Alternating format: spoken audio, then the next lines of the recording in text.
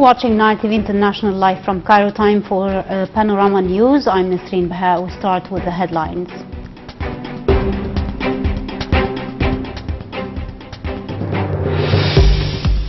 The Aswan Forum for Peace and Sustainable Development continues its activities. China aims to vaccinate 40% of population by the end of July. And Myanmar police fire stun grenades as Southeast Asian ministers aim for talks.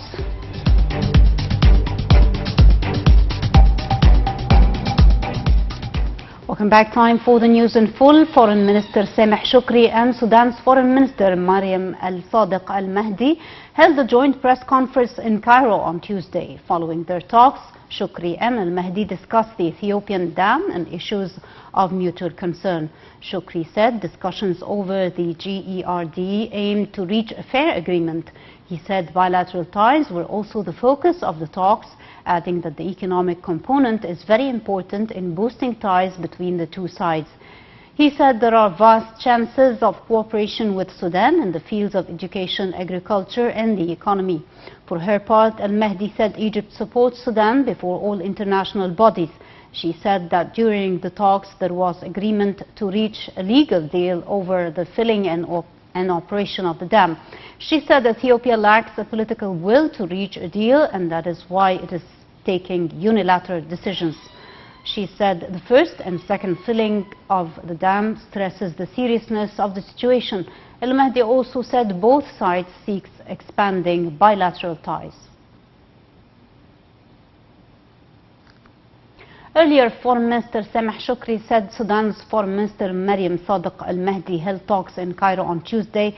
At a joint statement following their talks, they stressed the importance of reaching a binding legal deal over the filling and operation of the Grand Ethiopian Renaissance Dam. More details was the following report. Foreign Minister Sameh Shukri and Sudan's Foreign Minister Mariam Al-Sadiq Al-Mahdi held talks in Cairo on Tuesday. At a joint statement following their talks, they stressed the importance of reaching a binding legal deal over the filling and operation of the Grand Ethiopian Renaissance Dam. They said they backed reaching such a deal that would protect the interests of the three countries and preserve the water rights of Egypt and Sudan and limit the harms on the two downstream countries.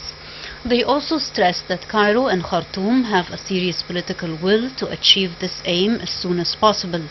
They said they appreciate efforts by South Africa during its chairmanship of the African Union in the negotiations over the GERD.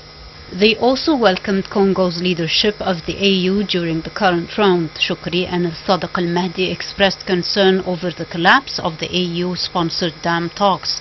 They said Ethiopia's announcement to start the second filling of the dam unilaterally poses a direct threat to the water security of both Egypt and Sudan.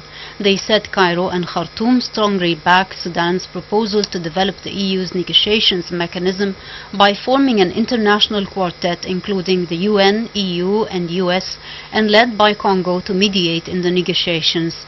They said there is a need to continue coordination between the two countries in the Ethiopian dam file and agreed to brief Arab countries on the latest developments with regards to the talks. On bilateral ties, the two sides discussed developing trade cooperation and fields of investment open to Egyptian companies in Sudan.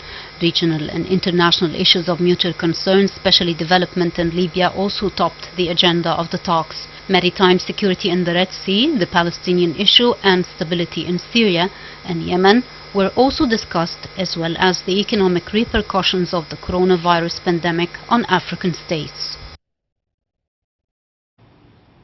The Aswan Forum for Peace and Sustainable Development continues its activities on Tuesday. The forum in its second version is held through video conference due to coronavirus circumstances. It's held under the theme Formation of New Normality in Africa, Recovery in a Stronger Way and Better Reconstruction. Heads of state and government as well as senior officials and experts are attending the event. Tuesday witnesses three sessions. The first one is over women and peace and security in Africa during the coronavirus pandemic and afterwards.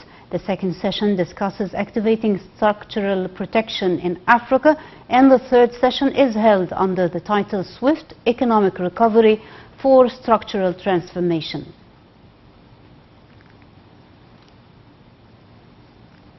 Earlier, President Abdel Fattah el-Sisi addressed the second Aswan Forum for Sustainable Peace and Development.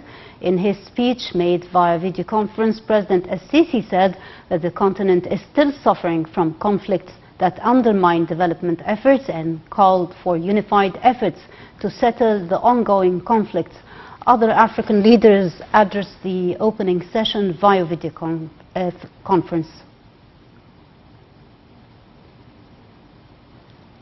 The representatives of the Coordination of Youth Parties and Politicians, the CPYP, in the Parliament and the Senate extended their sincere thanks and gratitude to President Abdel Fattah el-Sisi for his directives to postpone the implementation of Law number 186 of 2020, amending the real estate registration law for a transitional period of no less than 2 years in order to provide the opportunity and time for community dialogue. MPs of the CPYP appreciate the President's call to establish a real community dialogue aimed at presenting serious proposals regarding the Egyptian real estate registration system through smooth administrative procedures and through fees that take into account the achievement of social justice.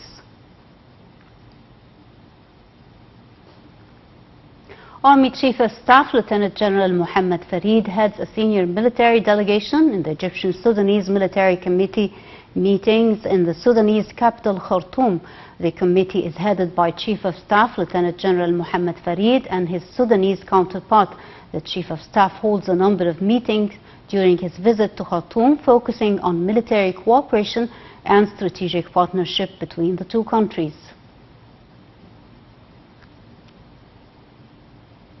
Moving to our update on the coronavirus, the Ministry of Health reported 586 new coronavirus cases and 48 deaths. The ministry said in a statement that the number of recoveries has exceeded 141,000. The statement said the ministry is still on high alert across the country in an anticipation of any developments over COVID-19 or any possible contagious disease.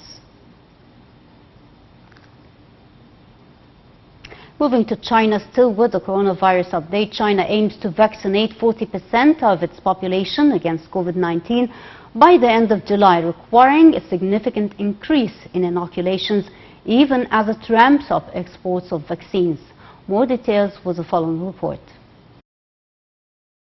China aims to vaccinate 40% of its population against COVID-19 by the end of July, a senior health advisor told Reuters on Tuesday, requiring a significant increase in inoculations even as it ramps up exports of vaccines.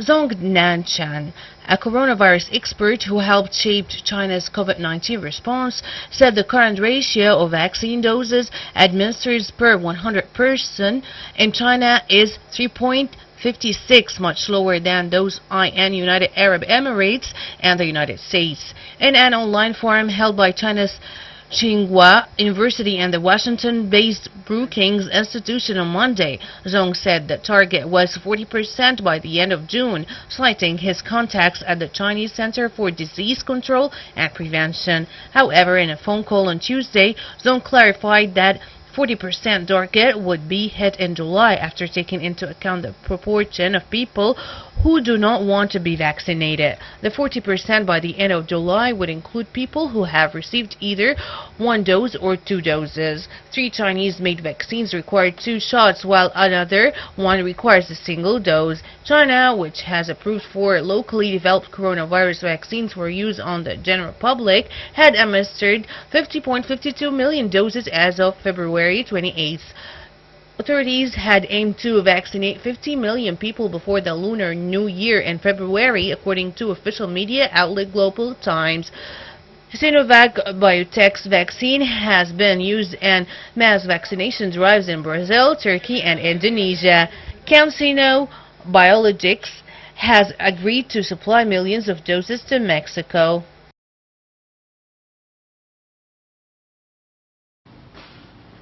And moving to Nigeria, gunmen have freed all 279 girls kidnapped from a boarding school in northwest Nigeria as victims said how their abductors had beaten and threatened to shoot them.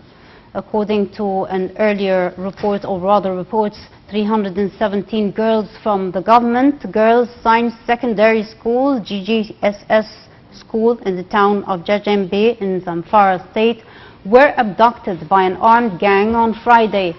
Zamfara government spokesman Suleiman Naka said some of the missing girls had run into the bush at the time of the assault and the number of those kidnapped was 279. All the girls had been freed according to Zamfara Governor Bello Matawale. The Zamfara raid was the second such abduction in little over a week in the northwest, a region increasingly targeted by gangs.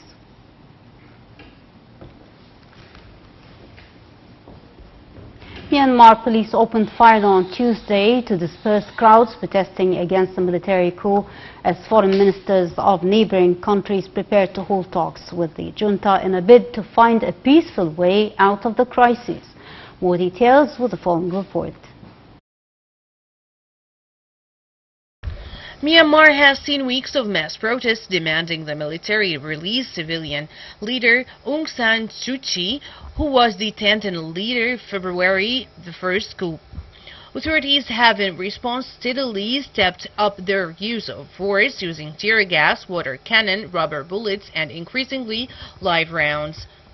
Sunday was the bloodiest day since the February 1st military takeover, with the UN saying that at least 18 protesters were killed across the country. Another rally turned violent in the northwestern town of Kael on Tuesday when security forces opened fire on protesters. The bloodshed came the same day as the funeral was held in the commercial capital of Yangon for a 23-year-old student who died Sunday. Protests also continued in several different neighborhoods of Yangon on Tuesday, with demonstrations wearing hard hats and wielding improvised homemade shields. More than 1,200 people have been arrested, charged, and sentenced since the coup, according to the Assistant Association for Political Prisoners monitoring group, of which some 900 are still behind bars. The unrest continued as foreign ministers from the 10-member Association of Southeast Asian National Bloc were due to meet virtually, including a Myanmar representative. Ahead of the meeting, some regional powers broke with diplomatic traditions and issued unusually harsh rebukes to Myanmar's junta. Singapore's Prime Minister Lee called Myanmar's return to military rule an enormous tragic step. While no joint statement has been released yet, the Malaysian Foreign Minister called for the prompt and unconditional release of detained political leaders in Myanmar.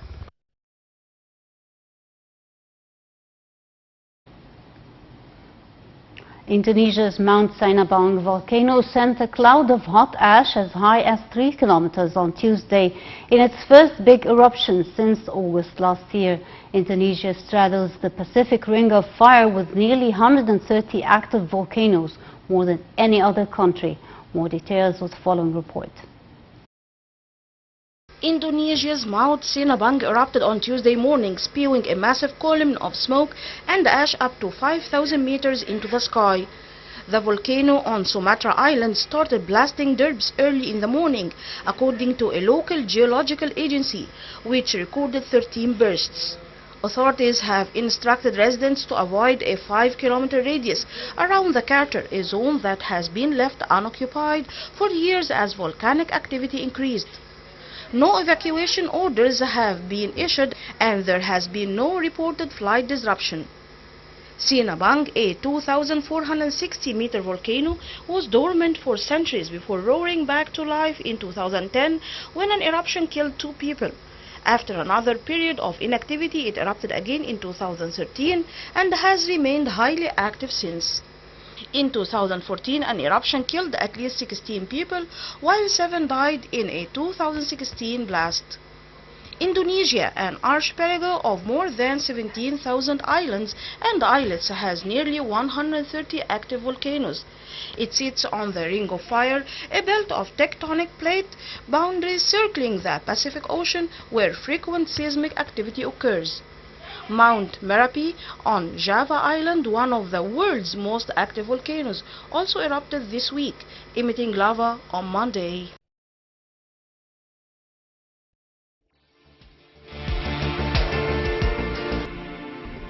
You're watching Night TV International live from Cairo Panorama News, and we end our political segment of the world news, and I leave you with my colleague and friend Inji Meher with more to come. Thank you so much.